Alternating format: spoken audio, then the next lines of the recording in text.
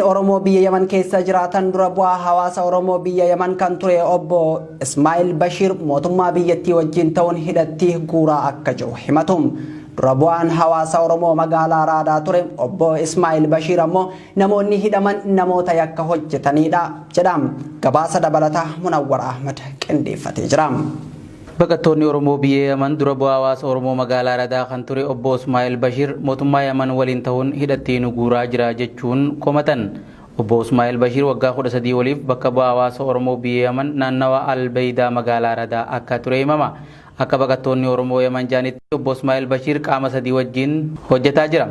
Gama tokkoon xalayaa baqattummaa UNHCR qabaachuu isaa, gama kaaniin imbaasii Itoophiyaa irraa paaspoortii qabaachuu fi akkasuma xalayaa eenyummaa biyya Yamanis ni qaba. Dhiyeenya kana dhalattoonni Oromoo baay'inaan magaalaa Araadaa irraa hidhaman Ismaa'il Bashir humnoota mootummaa Yaman wajjin ta'uun akka hidhatti guuraa jiru komiin kallattii garaagaraatiin nu dhaqqabaa jirti. Sababa kanaaf dhalattoonni Oromoo hedduun magaalaa Araadaa jiraatan baqatanii akka jiran illee dubbatu. Akka baqattoonni kunneen jaanitti obbo Ismaa'il Bashir baroota dheeraaf dura bu'aa hawaasa Oromoo biyya Yaman magaalaa Araadaa ta'ee tajaajilaa kan ture yeroo ta'u, dhiyeenya kana hawaasni walii galuun dura bu'aa hawaasaa nama maqaan isaa Naasir Jaamuu bakka buufataniiti jiran. Sababa kanaaf obbo Ismaa'il Bashir hawaasa Oromoo magaalaa keessa jiru mootummaa wajjin ta'uun dallaalota karaa nama daddabarsan baala sammuu nama hadochuu daldalan nama haaraa galaana qaxxaamuranii Yaman seenan qabanii fannisanii horii biyyarraa buusan jechuun dura deemee goorsisee hidhaa jira jechuun BBS'tti himan.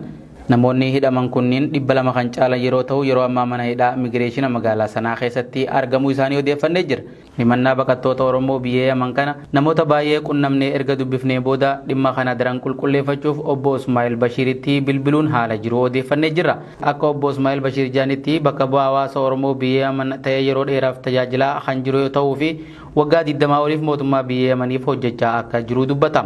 Baqattoonni Oromoo yeroo ammaa mana hidhatti guuramaa jiranis itti gaafatama ministeera dhimma haajaa alaa biyya Yamantu namoota baala sammuu nama hadochuu daldalanii fi nama daddabarsan akka hidhamuu qaban ajaja baasee hidhaa jira. Ani ammoo dura bu'aa waan hin ta'eef dirqaman qaba jee. Dabaluunis namoonni kanneen maallaqa walitti qabuun isaatu badii teenya nu saaxilaa jira jechuun anaa fi ilma kiyyallee hiisisanii turan jechuun dubbata. Badrii Yuusuf Ismaa'il Bashir dubbisee waan qindeesse qaba.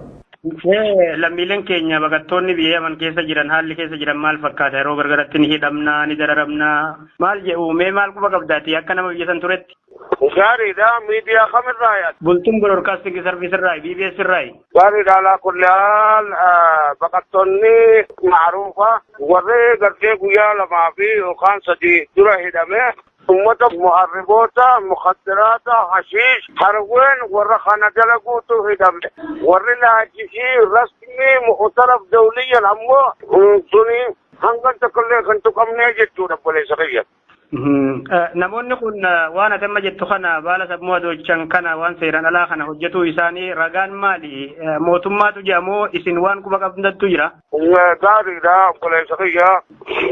Wanni quba qabnu nuti ni jira ani takkaiba durataa community Yaman muhaafaz albaydaadha.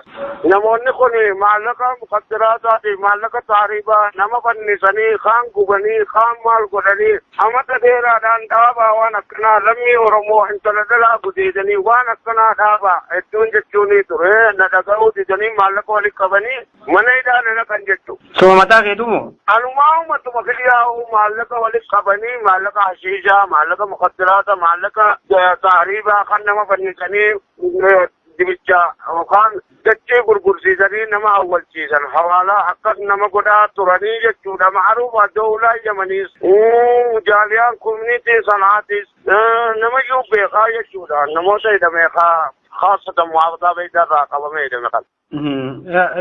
Baqattoonni garii immoo obbo Ismaa'il mootummaa waliin ta'uun nu dararaa jira nu hiisisaa jira jechuun si komatan ati nama hiisiste qabda akka baqattoota Oromoo achi jirtutti.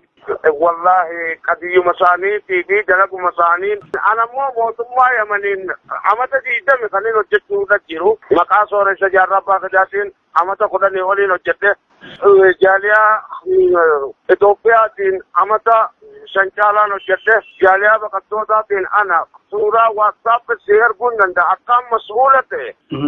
أما كمين بقطوتا أبو إسماعيل أمنوتا موتما والإنتايد بقطوتا أورمو درارا جرا هيسيسا جرا نموتا يكدل أغنسان الدباساني موتمان كان سيرت لي سوجي إساتي إسن أكا بكبوا يوكان أمو درتا حواسا أجتي rakkoon kun akka furamuuf maal godhaa jirtan namoota hiisisaa jirtan komii jiru kana akkamitti ilaaltaniif? Wallaahi baleessaqiyya namniniin khaasatan Ismaa'il Bashiiriin jaamaa ilma namaa tokkoqaniin ani balaaqa godhee mootummatti hiisisa hin qabuu jechuudha qadiyyaa isaaniitu isaanidhe.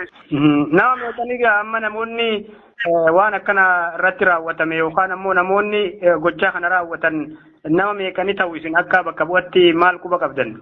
mootummaa muummicha ministeeraa yookaan wazaara daakhiliyaa afaan arabaatiin namicha santu amrii kennee akkasitti bu'ee tayyib raisa jaaliyaati raisa koominiitiis tayyib namoota kana nu keessaa qabe ani namoota kana ittiin bu'u isin amrii mootummaa isin abbaa biyyaa isiniif beeka malee ani beekuu jechuuniin jalaa gale ani maallaqa isaa walitti buusanii kuma jantam suudii baasanii ana haanurraa hidhamu maaliif gartee baatila nu baasaa jechuudha kuma jantam suudii kabalanii na hidhan garuu hidhaasan tureetumaan ilma kiyya Ahmad Sagalii Bashiir Ismaa'il Bashiir Mustafaa naa wajjiin hidhame ilmi namaa tokko raamatan aangoone anammoo akkasiin saba Oromoo kaleessaan ilbuu qabattee kakattee tokkollee kaniin zallamen qabu amrii mootummaati malee amrii Ismaa'il Bashiirii miti jechuudha. Tole ulfaadha isin amma akka nama bakka bu'atti gaafatama qabdu obbo Ismaa'il namoota yakka adda addaatinis ta'ee dogoggoraanis hidhaman kana gargaartanii mana hidhaatii baasuuf yeroo Oromoon rakkataa jiruuf dhukkubni koronaa vaayirasii hammaate kanatti gaheen keessan maal ta'uu qaba maal godhaa jirtu? Wadaanyii jetti Oromoon akkama himaasisutti wadaanyii yaaminaani tolaa jiran. Hoggaa gartee mootummaan nama yakka qabuu fi nama yakka hin qabne adda baafatte silaahuu dirqama kiyyaa jechuudha obboleessa kiyyaa sossoo'ee nama kana harkaa diinaatti baasuun dirqama kiyya taa'e. Tole obbo Ismaa'il Bashiir yaada nu laatteef guddiseensi galateeffadhaa ulfaadhu. Galatoomiin halkilleen ulfaadhu galatoomiin naa jiraatu obboleessa.